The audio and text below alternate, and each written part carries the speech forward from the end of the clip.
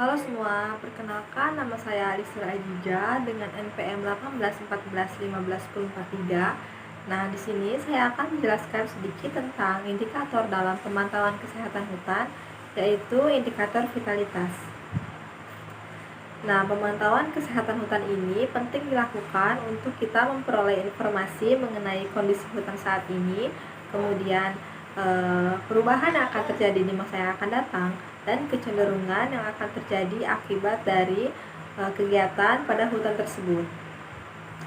Nah, kesehatan hutan ini dapat digambarkan apabila hutan tersebut dapat menjalankan fungsi utamanya dengan baik. Nah, fungsi utama hutan itu tersendiri ada 3. Yang pertama ada fungsi lindung, lalu ada fungsi biodiversitas, dan yang terakhir adalah fungsi produktivitas. Baiklah, di sini saya akan membahas tentang indikator vitalitas.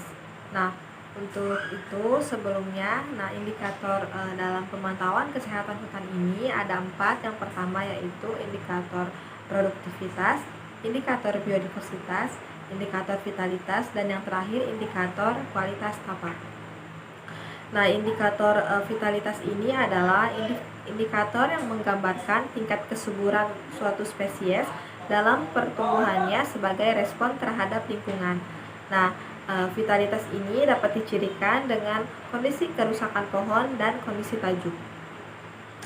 Selanjutnya, untuk vitalitas ini merupakan salah satu faktor yang sangat penting yang berpengaruh terhadap pertumbuhan pohon, sehingga apabila terjadi ketidakoptimalan atau kerusakan yang dapat mempengaruhi kuantitas dan kualitas dalam pengolahan kayu. Nah, selanjutnya dalam indikator vitalitas ini dapat dicirikan oleh 2. Yang pertama kerusakan pohon dan kondisi tajuk. Nah, di sini saya akan menjelaskan mengenai kerusakan pohon. Nah, kerusakan pohon ini terjadi bila organ-organ dalam tubuh pohon tersebut tidak dapat berfungsi dengan optimal dan dapat dilihat secara fisik. Nah, salah satunya yaitu pohon layu, daun menguning, batang patah, dan bermacam-macam luka pada tubuh pohon. Nah, biasanya kerusakan ini bukan disebabkan oleh pohon itu sendiri, akan tetapi merupakan dampak dari berbagai interaksi pohon dengan lingkungan ataupun makhluk hidup yang lainnya. Selanjutnya, pengukuran kerusakan pohon itu dilakukan dengan yang pertama yaitu menentukan lokasi kerusakan pohon tersebut. Nah, untuk memudahkan dalam pengukuran dan penilaian kerusakan pohon ini, dilakukan pendekatan pengukuran dengan membagi pohon dalam beberapa bagian. Nah, berikut gambarnya.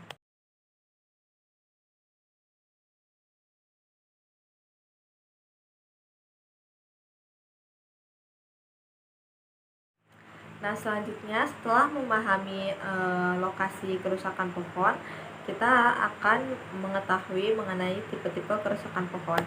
Nah, yang pertama itu ada kanker.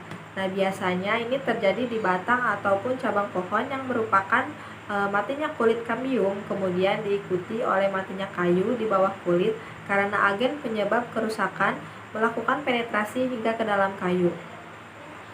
Nah, kanker pada batang tanaman kehutanan yaitu misalnya pada pohon Eucalyptus teritiformis. Nah, gejala serangannya ini yaitu yang pertama ada kulit batangnya pecah-pecah, kemudian berwarna kemerah-merahan, lalu ada pada tingkat serangan lanjut pecah-pecahnya mencapai lapisan kayu, kemudian mengeluarkan lendir, dan yang terakhir yaitu kulitnya mengelupas dan kayunya mengering. Nah, organisme yang menyebabkannya adalah Botryodiplodia sp. Selanjutnya ada luka terbuka. Nah, luka terbuka ini yaitu serangkaian luka di mana kulit telah mengelupas atau kayu bagian dalam telah terbuka dan tidak ada lagi lapuk lanjutan. Nah, biasanya luka ini paling umum terdapat pada pohon yang disebabkan oleh pemangkasan yang tidak tepat atau akibat oleh mesin pemotong rumput, pemangkas gulma, konstruksi, dan juga satwa liar seperti tupai. Lalu ada batang pecah. Lalu ada serang rayap. Nah, rayap atau ana-ana ini merupakan hama utama bagi kayu.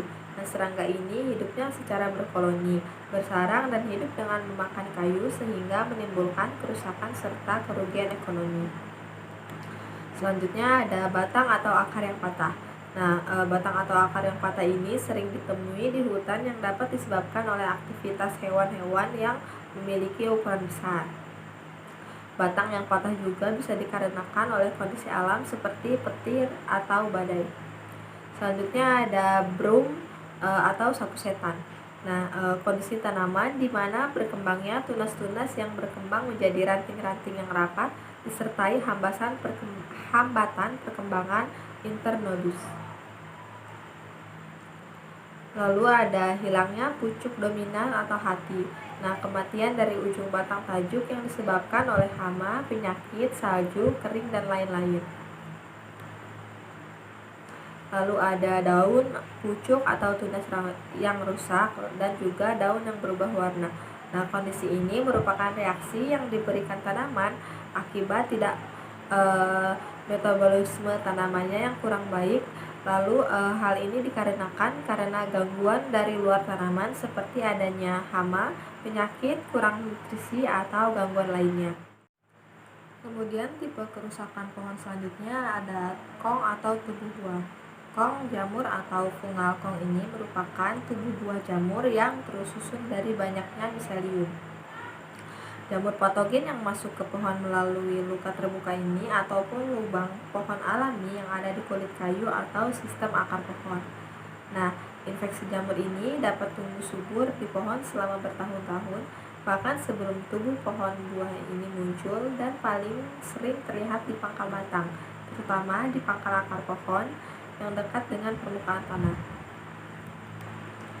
Nah, ini salah satu contoh jamur Ganoderma yang menyerang pada tanaman Acacia mangium.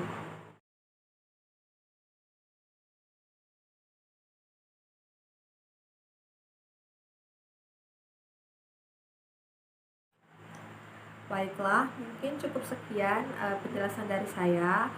Bila ada kesalahan saya mohon maaf. Saya akhiri. Wassalamualaikum warahmatullahi wabarakatuh.